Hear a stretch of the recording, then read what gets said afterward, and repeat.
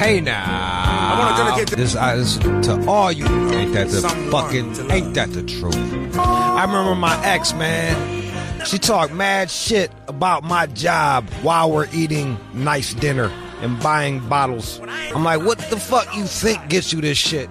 You think I bought these plane tickets with good vibes? How the fuck you think we got here? Song hits really close to home. What up, though? I was at the dock again today. It's the same shit.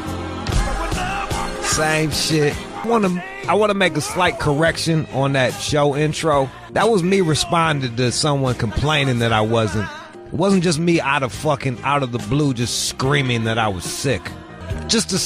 You live and die by the edit, bro. Jude complains that he's sick and then just cussing at me fucking screaming on somebody. I'm sorry. It's like, hey guys, you're fucking killing me over here.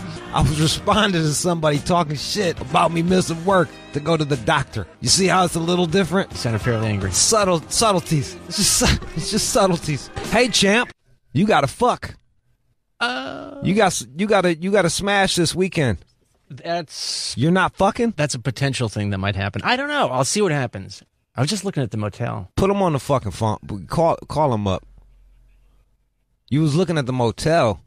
Yeah. You're supposed to try out the G-Cap and Smash this weekend. Smash, again, is... look at this place. Don't say the name. I'm not going to say the name.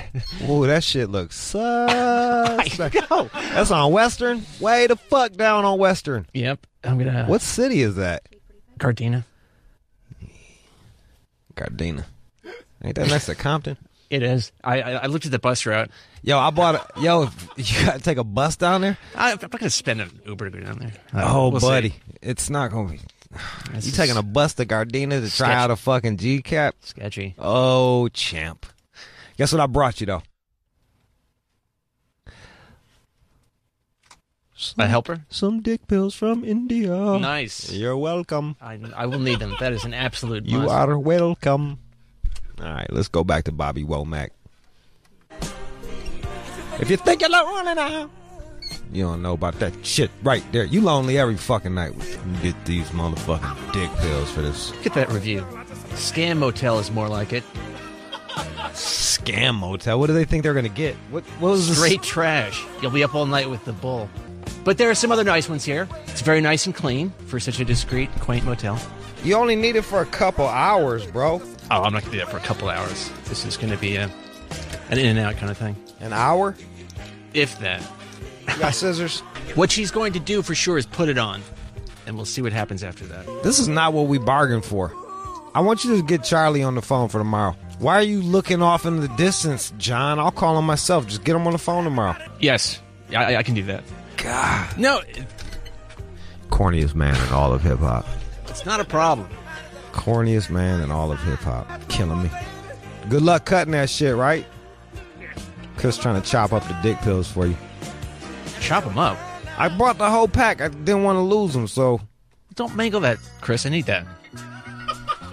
No, you don't. You're not even going to use your dick. I need it to... for her to put it on, I think I have to deliver something, so I'll need that pill. I have to be her. And it's going to be very challenging to do that, I think. All right, we'll talk about it more tomorrow, and then we'll recap on Monday, because it's going to happen on Saturday, I believe, right? Yeah. I'm lining up something for myself. I just got well enough to start seeing girls again this week. Stomach thing? Yeah, bro. Think I was, like, cats think I'm bull. My dick was dry as hell. I'm bouncing back, baby. Coming back. Garrett, call back tomorrow with your John questions. It costs 110th Street. I don't even know what the fuck we're doing today. Hold on. Reggie Watts. Oh, we got Reggie Watts coming in. He is a musician and comedian. He was on, he does like Comedy Bang Bang, and I think he was doing some shit with Eric Andre. Tons of shit, and he's actually a really talented musician. So there you go. News on The Simpsons, and trying to make a baby? Well, New York Post. Was it the Post or the Times? Post. Of course it was the Post. New York Post fucking wrote an article on how many times you should have sex if you're trying to have a kid. Do not finish in her mouth. Not gonna have a kid that way. Swallow kids that way. You know about that, right, John? Swallowing kids? Yeah. I know nothing about that. You look like the type of dude that snowball with your girl. Oh, disgusting. That will never, ever happen. False. False. Poor Danica. It seems like every time she comes, I'm way more aware of how disgusting we are when we have a young female intern behind you. Oh, I asked her to avert her eyes periodically. I'm like, this is just fucking me too. Like every goddamn time. I already talked to HR about that shit. They were like, you are safe within the confines of your studio. Because I used to have to do like prep and shit and like look up porn. And I'm like, yo, dude, like, I'm not trying to catch a fucking case here. You know, researching porn chicks. We used to do a lot more porn and shit back in the day. It was way more sex heavy than it is now. And HR was like, you're good as long as it's work focus. So I can say that you swallow your own cum while a girl spits it in your mouth with Danica right behind you and not feel bad. She can't do anything. You can do nothing. You can leave. You can bail if we had one intern leave. It was a fat girl. And I'm telling you it was a fat girl because it matters. And we started going in on fat people. I think it was because Sears fat. I think I was talking about fucking fat people taking up all the space on fucking airplanes and like how they should buy first class tickets. Like you got money for extra pizza, get you extra fucking first class. And I'm just going in, and their calls are coming, and like as the calls are coming, you just watch the girl break down. Like she just fucking, she doesn't cry or anything, but she was there for one day. No kidding. She bailed, couldn't take it. Probably went and ate her feelings. Yeah. Did she stay with the company? I don't want to see her. I don't want to see what that meal was after that show, boy. She ate everything. I used to eat my feelings too, so I'll crack. I even if I didn't, I'll crack those jokes. But I get it. I understand. What'd you say? Did she stay? Yeah, she stayed with the fucking company. She got to stay with the company and leave our show. Look, man, this ain't the fit for everybody. I get that. Personally, I think I'm like hot sauce. Like I go on everything, but it's an acquired taste. I am an acquired taste. Do you know how many women come to my fucking signings and are like, I used to fucking hate you? I'm like, no shit. Thanks for telling me. I'm fucking charming. What are you talking about? All right. Reggie Watts, news, pill mix. Last week's pill mix was quite the hit, the R&B pill mix. We got another one of those lined up. Is there any special pill mix today or not? It's not a special one, but I can bring back another smoothed out one next week if you want. All right, next week we'll do it. Okay. You gotta give me them pill mixes on the fucking flash drive, bro. I need it. I need them. I've got them get the test. Because I was walking around listening to one the week before. I was like, damn, I forgot about that song. 360 Degrees. A ball in D40. What? All right. Across. I kind of just want y'all to hear a bit more of this. You are checking out the All Out Show with Rude Jude on demand. Shape 45, we are back. I got Reggie Watts here, one of the most fucking just original comedians and musicians that's out. Welcome to the show. Hey, it's good to be here. It's good to have you. I was doing research. You and I got something in common. Oh, yeah? Both our old man was served in Germany in the Air Force. That's right. Yeah, that's right. Oh, that's cool. Yeah. Yeah, man. Go Air Force. I don't know what they say about the Air Force. Aim high? Aim high. Yeah, basically. I think for my dad, he was like, Nam was coming. So he was like, let me sign up for the Air Force so I know I don't have to go into the jungle. Yeah, I know. It's funny. My dad was Army first. And did 2 tours. Yeah, I think did 2 tours in Vietnam, and then went to the Air Force. He was like, fuck that shit. Yeah, he was like, that's not enough of that. How long were you in Germany for? Not that long, like a year. So okay. I was just like I think we were there a year and then moved to, I think, Spain after that. Oh, so you was bouncing all around Europe. A little bit, yeah, until 4, and then we moved to Montana, and I grew up there for the rest of my time. Did you grow up like hunting and skiing and shit like that? I tried hunting. I didn't like killing animals so much. I mean, Do you like eating them? Of course, which is terrible. But I have a solution. I'm all about this Memphis Meats Company. They're growing their lab growing meats. So that's my solution. That might be. Well, you know what? I got to give it to you. I always say, like, it's like, man, if you're gonna eat an animal, you should at least kill that motherfucker once, just so you understand. I agree. Yeah, because right now you just get it in like a nice, cute little package. Yeah, put it on a grill. Yeah, like, that's meat. It was never a cow. It was just a piece of meat. It was just a piece of meat, just a little thing that factory made. It's fucking. So, how did you get into making music? I didn't realize how long in the game you were until I started doing the research. You've been doing this shit for over like 20 years. Yeah, man, it's been a while. I was always involved in music growing up, piano and violin, and involved myself in as many programs in school, after school programs, drama, student government, football, like whatever it was. I just was super involved. And is that because there was a lack of shit to do in Montana? I mean, kind of. I mean, I think it was just that I was just interested in so many different types of people and ways of life. I think that was kind of my thing. And so I just wanted to absorb as much of it as I could, because I dug all of it. I just like being included. Yeah, I dig that. I dig that.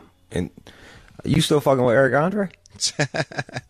I went to his birthday party recently. That was pretty. They're always crazy. Yeah, we're friends. We don't see each other that much, but he's a cool cat, man. I dig where he's coming from. He's totally crazy, super free. Yeah, and it seems like you guys are on that next comedy wave. Tell me about the new game show that you got, Taskmaster. Yeah, it's it's crazy. It's this cat, Alex Horn, who created it. It started in Edinburgh Fringe Festival in Scotland, and they were just doing it live, and then it got turned into a TV show in UK, and then now they're on their 5th season. So this is their first attempt to move it over to the United States, and it was crazy. I'd met Alex, at the Melbourne Comedy Festival in Australia, probably like 6 years ago or something like that. And then when he approached me about this show, I just wanted to do it just because it was him. Right. And then I met his showrunner, Andy Devonshire, and he was a really cool cat. So I just trust where they're coming from, and it seemed like a perfect kind of show for me to be a part of. You got a gang of other motherfuckers with you. What do they do? They're kind of like competitors, I guess you could say. Is it like Whose Line Is It Anyway or some shit like that? Or it's funny you say that. I always say it's like a mix between that and it's like Whose Line Is It Anyway ways mixed with like kind of like Hollywood Squares a little bit, kind of, and then I'm trying to think of the other. Is it any of the like that weird Japanese game show shit? Yeah, it's a little bit of that. Like I think it's like all those things mixed together, because it's like Whose Line Is It Anyways, because there's points, but the points don't really they don't mean arbitrary. Anything. Yeah, they're totally arbitrary. It doesn't really matter. And but I definitely judge people. I judge them, and there is a winner, so that's true. But it's just for the sake of seeing people do these really dumb tasks. Everyone does the same task, on different days, so no one knows how each other did the same task. And then in the studio we review it, so everybody's there, and we get to see how each person did the same task. And it's just ridiculous. It's so much fun. That sounds pretty fucking cool, as a matter of fact. Yeah.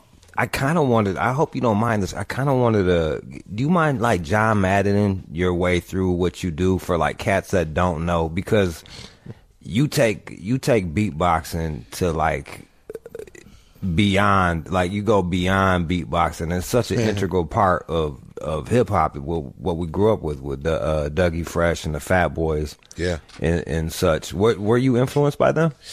Oh, for sure. I mean, the Fat Boys, for sure. Hearing them do what they did, I was like, whoa, that's crazy. Like, you can make rhythm sounds with your mouth and your body. And of course, Bobby McFerrin.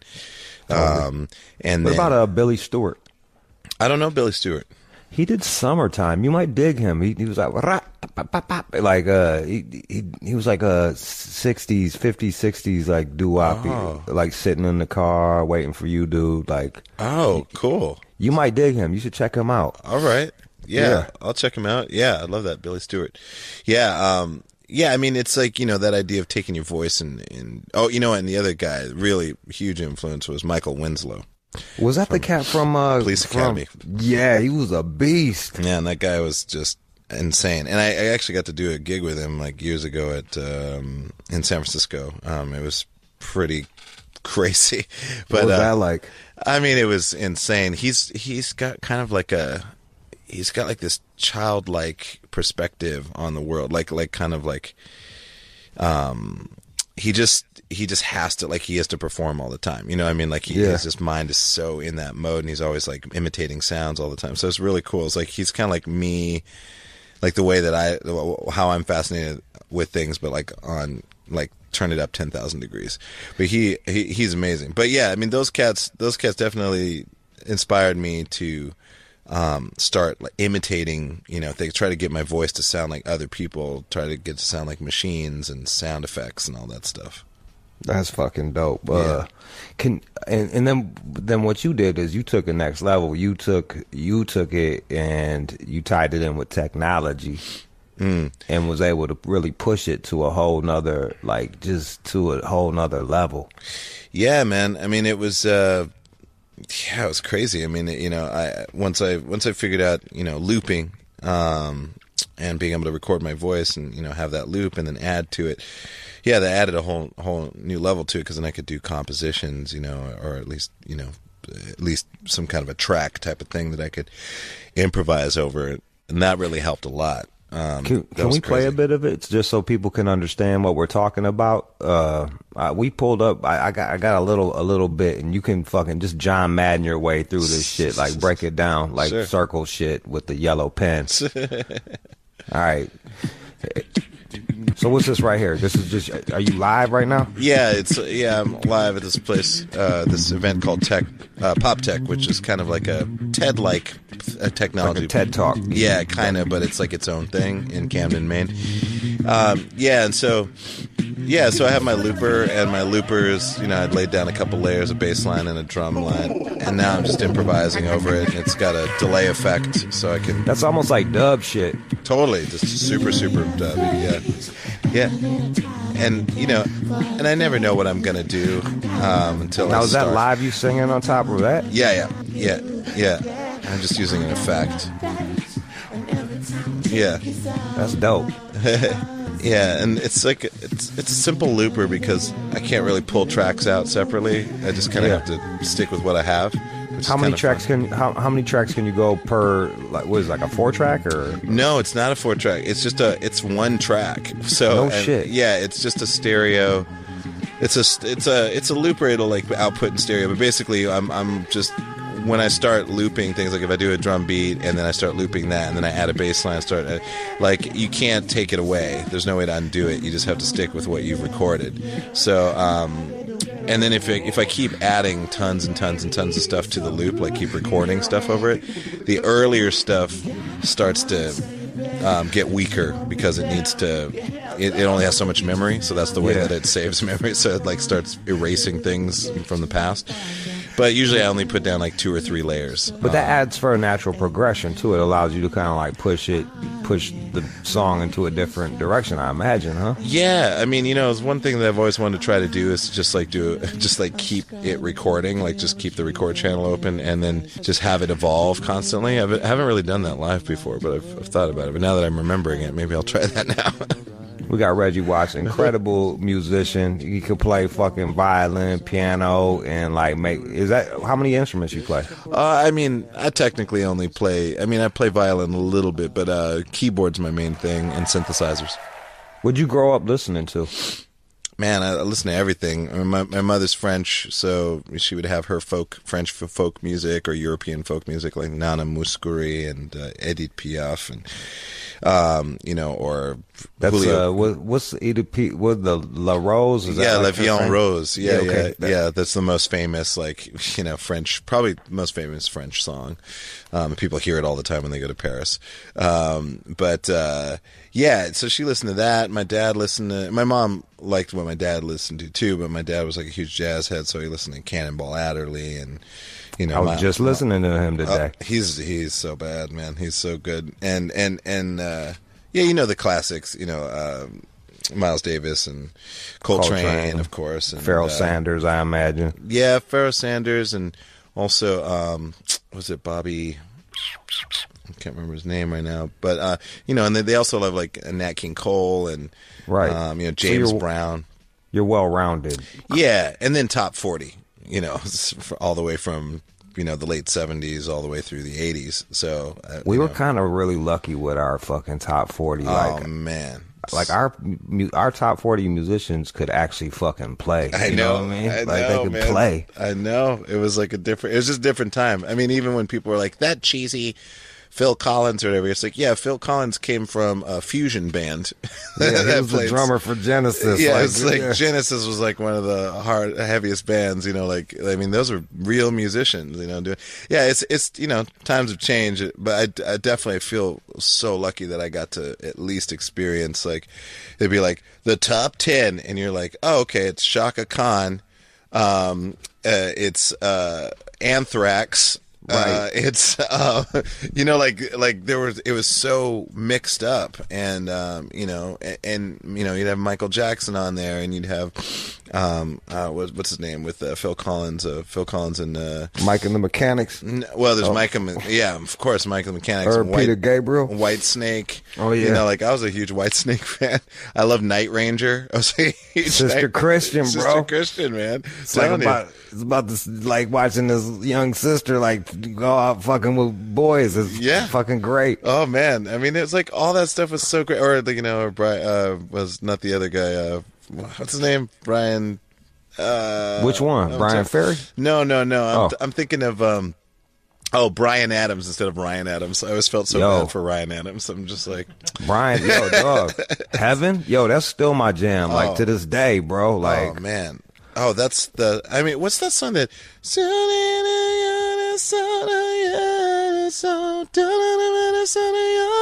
nobody sees it and it's straight from the heart. That song. I don't even know that song, but I'm gonna go dig for it. It's good. He was just like killing it, like just singer-songwriters with like dope voices, and Pat Benatar.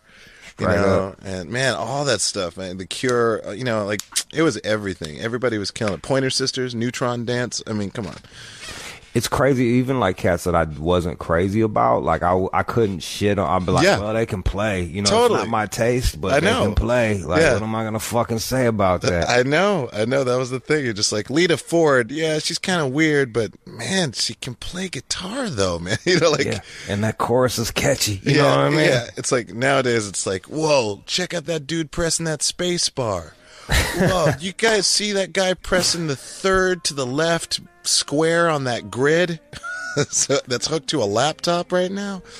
Do you find yourself, because you're their contemporaries in a way, but you're like far beyond them? Is it weird for you to be in that same space where you're actually like you're fucking putting together these really intricate, fucking interesting pieces, and then you got Spacebar. Yeah, I know. Yeah, Spacebar music. Yeah, I mean, that's the song. I try to like, I don't know. It's like I have I'll complain about it and I'll be kind of like harsh, on it, but only for good reasons, because for me it's like all the younger bands. Like when I run into young cats, I'm like, keep playing your instrument, don't don't worry about running tracks in the background. I mean, I have a friend, her whole business is like running tracks for people, so I understand. You don't want to fuck up her money all the way. I don't want to fuck up her money, but I'm just saying, like, if you're a band and you're playing something and you're relying on a computer for like effects, in the background or whatever,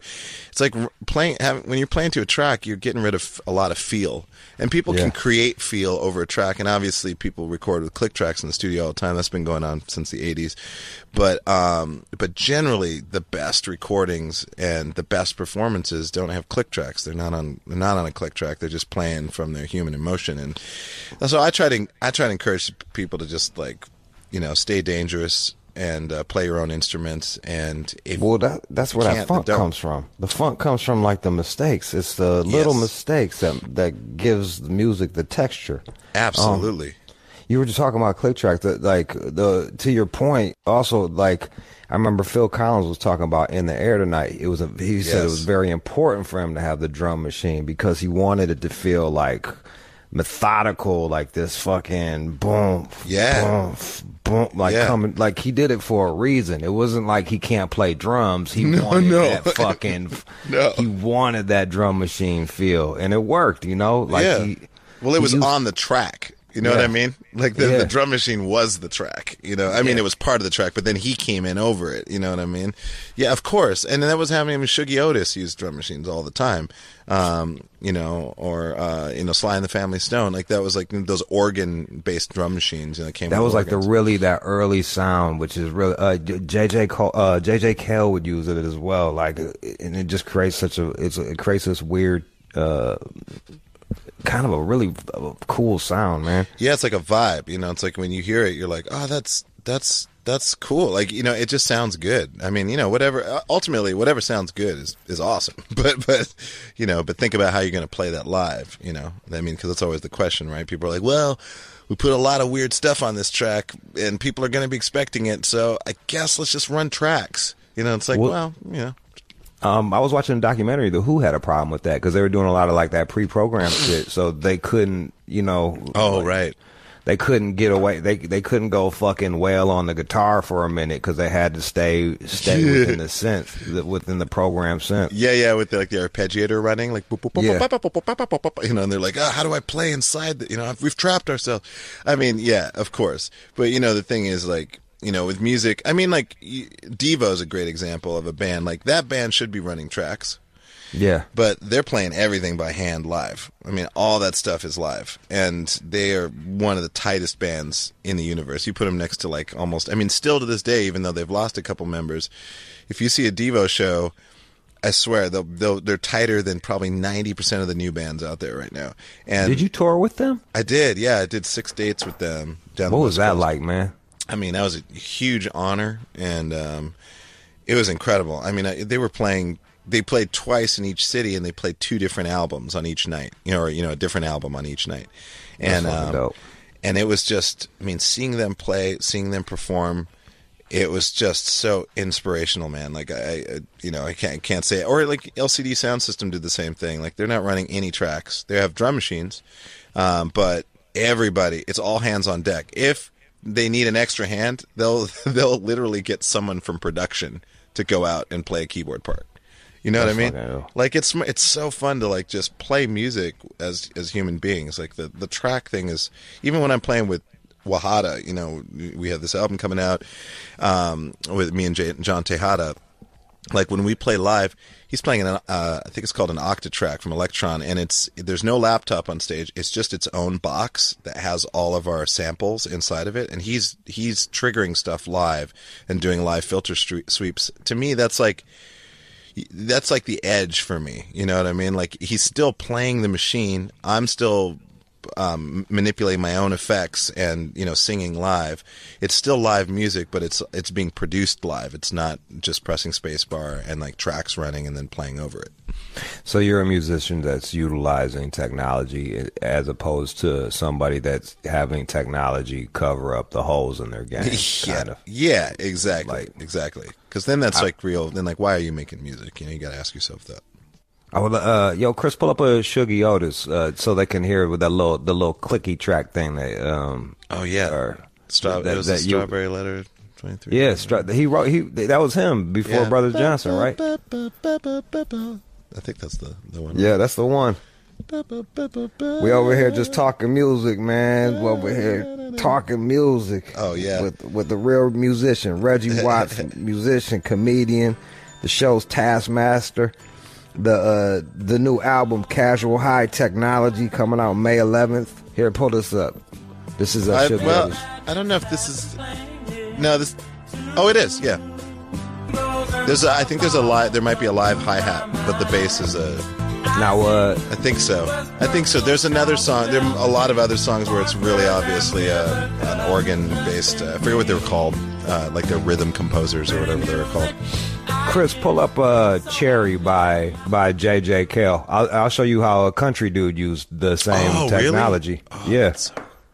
So this is J.J. Cale, and this is called "Cherry." He's from he wrote a lot of songs that Eric Clapton ended up covering. Damn. And he's from just Oklahoma cat, just an Oklahoma dude. Love it, man. It's kind of funny to see like artists grabbing different that same instrument and going different little directions with it. You find it yet? Is that the click? Is that the same? Or is that live? No, that's live. I'm pretty sure that's live. Well, I'll take it back. I was wrong. No, but it's got that feel, though. I mean, because a lot of like the organ music or kind of like, when they were using the rhythms part of the organ or the organs, like, the Isley Brothers used it a lot. Yeah. Time of Day, Golden Time of Day, like that kind of stuff. But like it still influenced the way that people wrote, so like the rhythms that you would hear were, because they were taking like from bossa nova rhythms, or like. How can you tell? Your ear must be trained so well, because I was like, oh, that's that click track right there. Well, you can hear because it's usually like, book, book, book, book, book, ding, ding, ding, book, book. It's got more of a bloopy kind of sound, even though like it's supposed to be a kunga. It's like it's not quite right, Like inspiration information is, I think that Shuggy Otis does more of the tuk, tuk, tuk, tuk, tuk, yeah, tuk, exactly. Yeah, there's more stuff where it's like definitely that drum machine that the Shuggy Otis was using. But like, yeah, I mean, just the use of that, it's like, well, then that's part of the instrument, or even electronic music. Like John and I, John Tejada. John's like. He's programming all those drums, it's like he's either patching it, like doing actual voltage control, like he's like just plugging wires into other wires to make machines talk to other machines to make beats, or he's doing a virtual version of it inside of a program, so it's all built by hand. But ultimately, I mean, like for me, it's like music is, as long as you're making cool music, whatever means you need to make the music is totally fine. Like I'm happy with it, but it's mainly like when people perform live and they're deciding to just like, because remember people used to play DATs. Yeah. They used to play a DAT tape and then they would sing over it. And we got rappers rapping over their own songs. They just put on the CD and rap over the song. Oh, I know. Yeah, and that's been going on for whatever. I mean, people have been doing that. I mean, even like Top of the Pops, or like the old music shows, they would never let people play live. No, so when you see the Doobie Brothers, playing like I forget what that song was. What a Fool Believes. Yeah, exactly. What a Fool Believes. Well, actually, no, that was live. That was live. Yeah, because that was a different version. But most of the time, people were just lip syncing, or like if it was like a singer like Diana Ross or whatever, and she was on like American Bandstand or something, she was just playing to a track. There was no real band, but that's also television. I mean, I don't know. It's a weird thing. I mean, obviously, like on the Late Late Show, a lot of bands come through. But my thing is like, if you're going to bother having 3 musicians, then just add a 4th. You know what I mean? Like, is it really that? Is it really gonna like? Oh, it's really gonna break the bank if we, I don't know. Just play like a band. I mean, it's more fun to play as a band, and it's more of a risk. And when there's a risk, people perform better. All right, yo, I want to play you a little bit of that Billy Stewart, and they said I got to wrap it up with you, man. I'm gonna play a little bit of it. I'm gonna plug all your shit, and then do we have a track from your new? Oh right yeah, there? yeah. You could do. There's Billy Stewart. Turn it up. You skipped all the chop shit. The fucking shit I know what you're talking about. Yeah. Did he do Baby just a little more time? I don't know. I know his other big one. Like, he would always do that. Yep, that was him. That was his deal.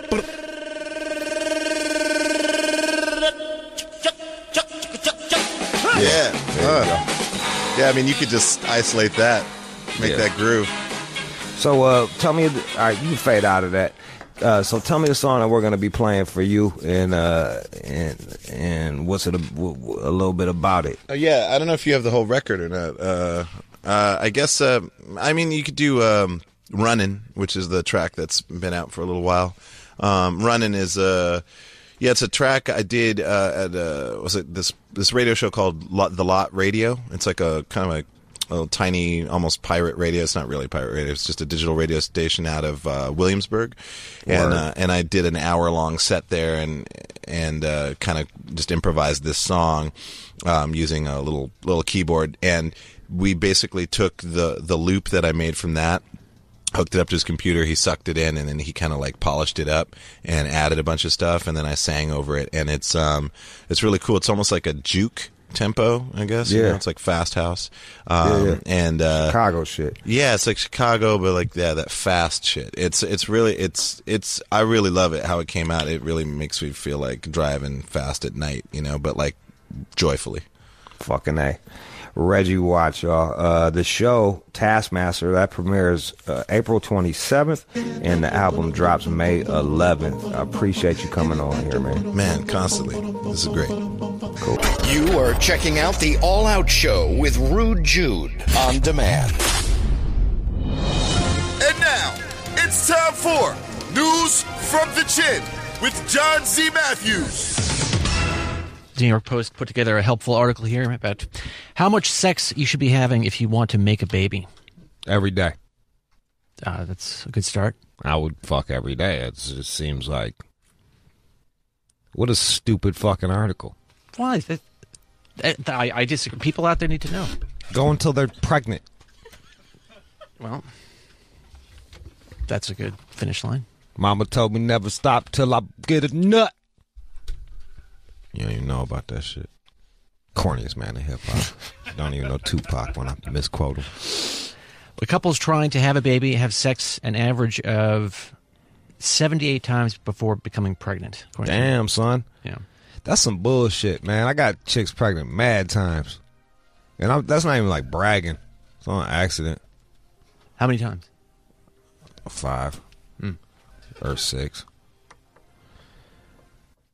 There was a big part of my 20s I don't remember, and not to sound really callous, there was a couple in there where I really loved the girl, and it was very hard. Like, and then others it was just like a slip up. There was 2 that was quite painful, and then the other ones were like, whew. Got to deal with that fucking maniac for 18 years.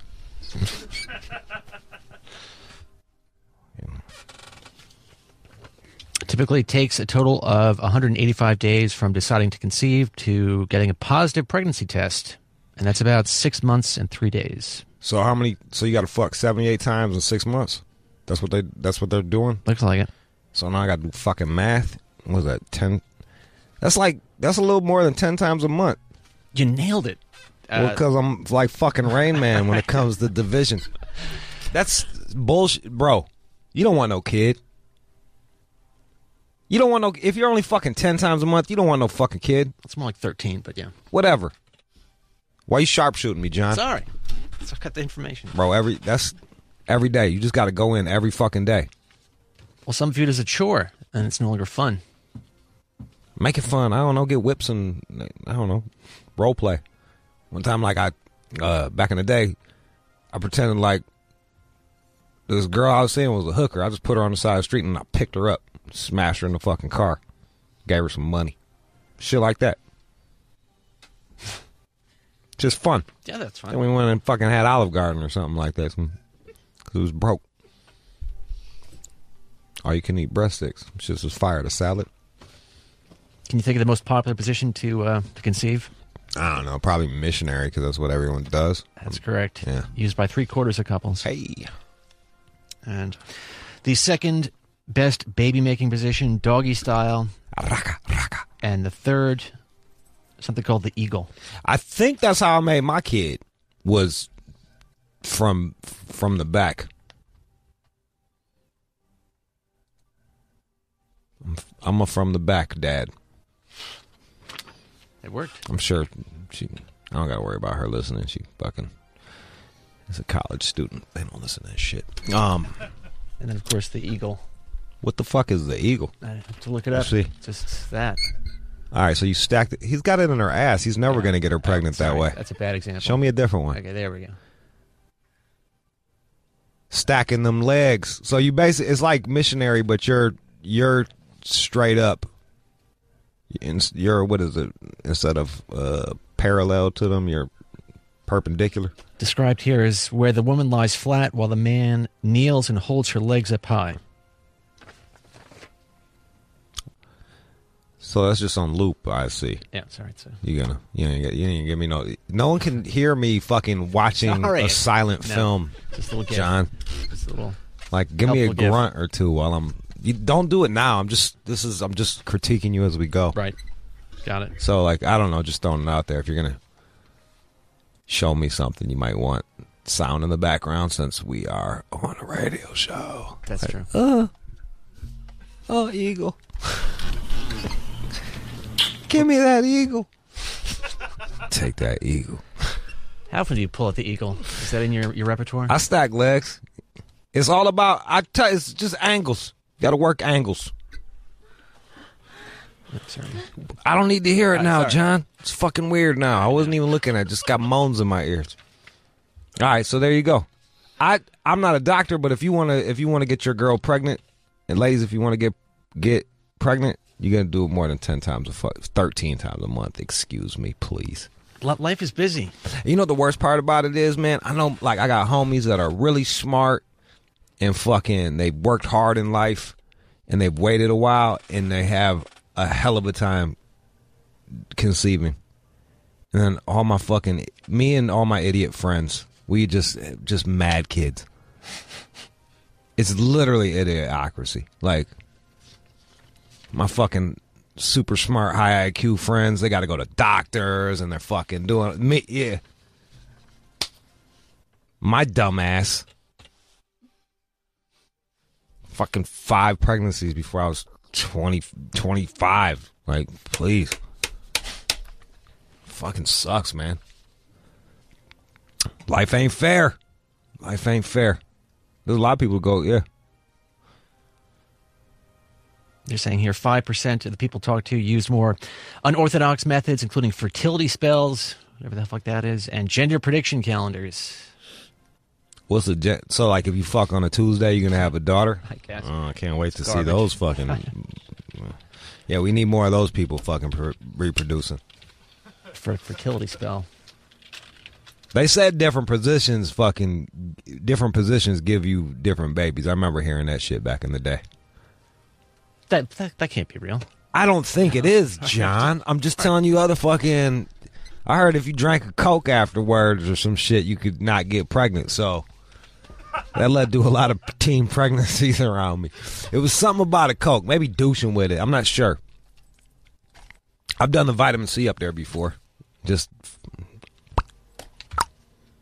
to prevent a pregnancy. How far did you push it in? Very far. Oh, I did not want a kid. And she allowed that to happen. It was I've told the story. It was me and this girl. We was always having wild sex where like the condom was coming off somehow because we were super fucking high. It was never like let's take the condom off. It would like just come off because we was going in. And she already had one morning after pill and she wouldn't do the second one. And she was Puerto Rican. I'm like, there's no way we're not fucking doing something. Because I'm Catholic and you're Catholic and we multiply. So I Googled it and boom. That just sounds so wrong. I don't know, something about the citric acid fucks with the acidity in the vagina, fucks with the pH, makes it hard for sperm to live. I'm not saying that should be your go-to method. I'm saying like, I'll try anything. I'll crack an egg on her belly. They do that shit. They'll crack an egg on the belly to see if it's gonna be a boy or a girl. Swear to God, that's like some voodoo. It's like what's the Mexican shit called? Santeria or whatever it is. No, not Santeria. It might be. I don't know. I don't know. I wouldn't trust that one either. I'm not even looking at the one Mexican dude in the room. He's got no fucking answers. All right, what else? Hank Azaria. He is the guy who voices Apu on The Simpsons. And now they're under fire because he's white, and some people are upset about it. There was a documentary that gained a lot of attention, The Problem with Apu. And now he went on Stephen Colbert earlier this week and talked about it, saying, I can just play it for you. It's a quick one. He wanted to step aside as Apu. What do you think should happen with the character going forward? Yeah, I've given this a lot of thought, really a lot of thought. And as I say, my eyes have been opened. Now that I'm a millionaire. And I think the most important thing is we have to listen to South Asian people, Indian people. Oh, my fucking God. In this country, when they talk about what they feel and how they think about this character and what their American experience of it has been. And as you know, in television terms, listening to voices means inclusion in the writer's room. Oh my God! I really want to see I'm Indian, getting triggered South so much Asian by every fucking word in the room, not in a token way. Throwing diversity, genuinely informing whatever new direction this character may take, including how it is voiced or not voiced. You know, I'm perfectly willing and happy to step aside or help transition it into something new. I really hope that's what The Simpsons does, and it just it not only makes sense, but it just feels like the right thing to do to me. Does it? Okay, great, good for you. # woke. God, whatever. Hey, I get it. But yo, it's not. It's a fucking cartoon, man, and they're not fucking depicting him and like he's like an asshole or nothing. It's literally he's doing an Indian accent. And maybe some Indian people will have a problem with that. I don't know. It seems like everyone's got it. You're doing pretty good if you're mad about fucking cartoon accents. Seems like it. This is a far cry from fucking Jerry Lewis doing goddamn dressing up like a Chinese guy and doing the slanted eyes and Breakfast at Tiffany's, which was very uncomfortable for me to watch.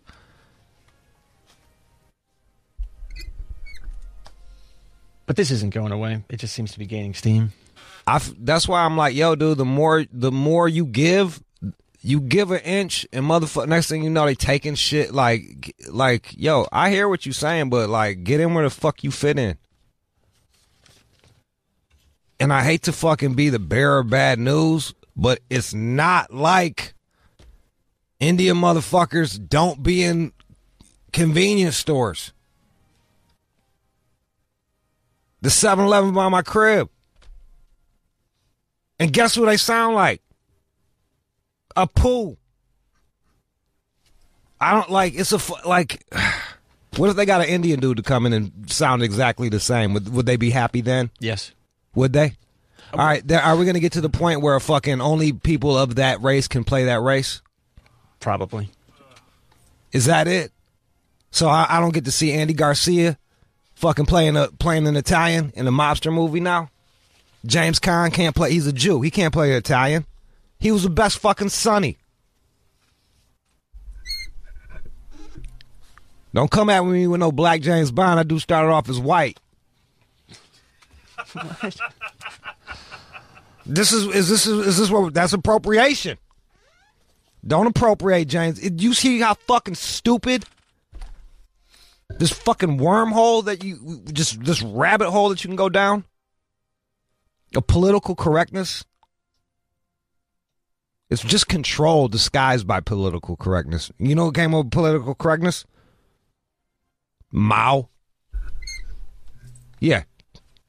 That was how you fucking correct. That was what they did in China. It's great that we adopted that word. Just throwing it out there. Look, I'm extra sensitive to this shit because I work in the media, man. And over the last 15 years, I've felt the squeeze. And I just find it, like, ridiculous. Go get an Indian cat to play Apu. What's my man name that got the fucking fake rape charge on him? Little short, treat yourself. Little treat yourself, dude. Aziz Ansari. Get Aziz Ansari to do it. He's not busy. He's free. Have him do it. It's ridiculous. They did address it on the show recently in a way that people didn't react too well to. What did they say? This. And the thing is like, these shows that are getting called fucking... These are some of the most fucking liberal, just groundbreaking shows. And then it's like... What? I don't like the way they portray white men. You got a fucking half a fag like you, Smithers. Yep. You got the greediest evil guy in the world. Mo's a piece of shit. The one dude's a drunk and is always fucking... Homer is an awful father and quite selfish.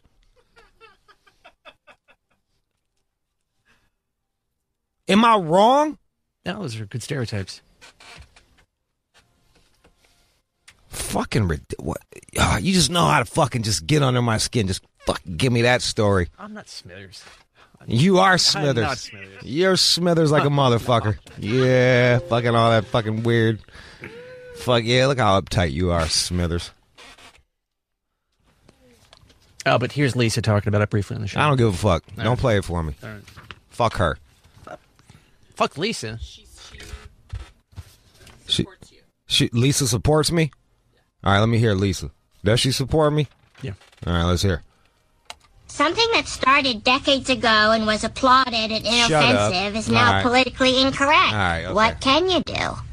Some things will be dealt with at a later date. All that doesn't matter. They buckled. They fucking buckled. The more you apologize, the more people step on your neck. Remember that, everybody. If you're listening, the more you, you know what I see, and then you know what they're gonna say, and then another thing. The next thing you know, your dick's gonna be in a jar, or your ovaries, or whatever the fuck you are, and then what? Simpsons don't want no problems. Yeah, sure. Okay, you got a problem with a poo? Get rid of that motherfucker. Keep the money coming. Yep, let's keep it going. They 20-something years. Look, man, it's bound to happen. You're on the air for 20-something years, and this last fucking 8 years, 10 years, there's been a real cultural shift. So, like, it's bound to happen. People shitting on Friends, which I find to be a corny-ass show for not being diverse enough and shit. And I'm like...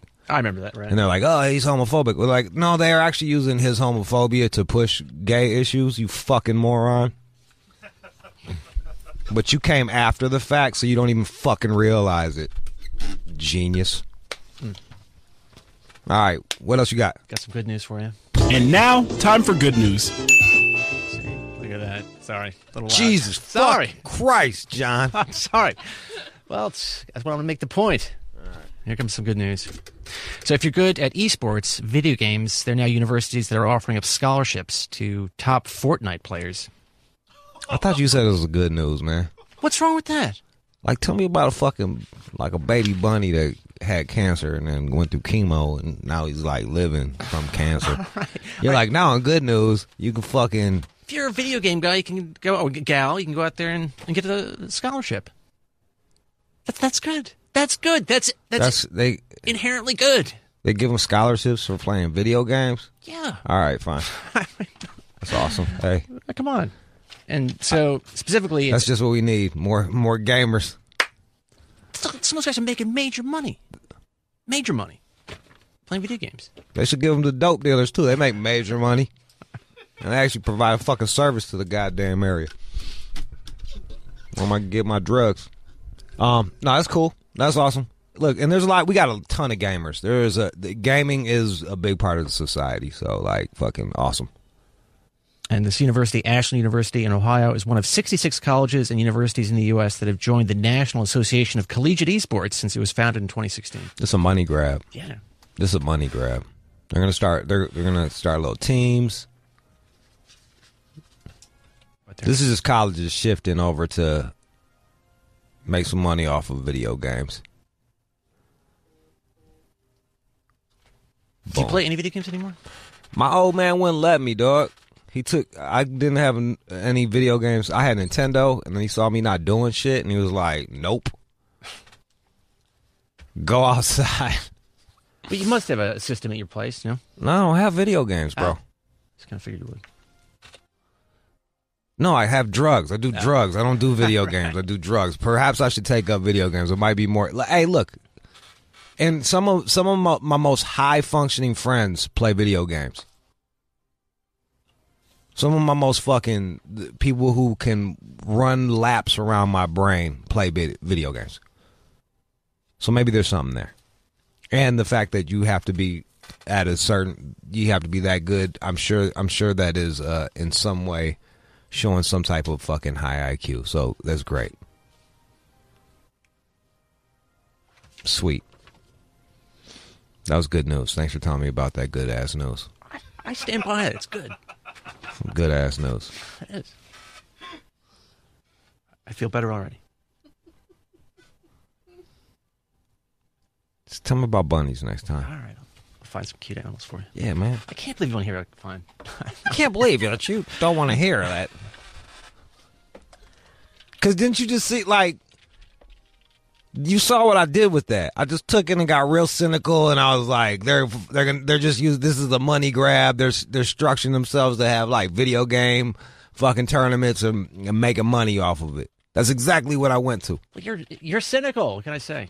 I'm usually right. That's the worst part. What's wrong with making money? That's not like a deer with a broke leg was saved by a hunter. Oh, isn't that nice? Like this kid. Yeah, right there. Teen mounts rescue operation for kangaroo stuck neck deep in mud. See? Look at that smile. Come on. Look how happy he is. And that kangaroo looked pathetic as fuck. Like, hey, thank you. I was fucked up until you came. I was in the mud. Thank you, bro. Look at that. What's his name? Nick. Nick and Jack. They're heroes. Good on you, Nick and Jack. You saved the kangaroo. Because there was a shortage. We appreciate you. Good guys. This pill mix is dedicated to Nick and Jack and all the kangaroos out there. Anybody listening in Australia, don't go anywhere. It's all our show.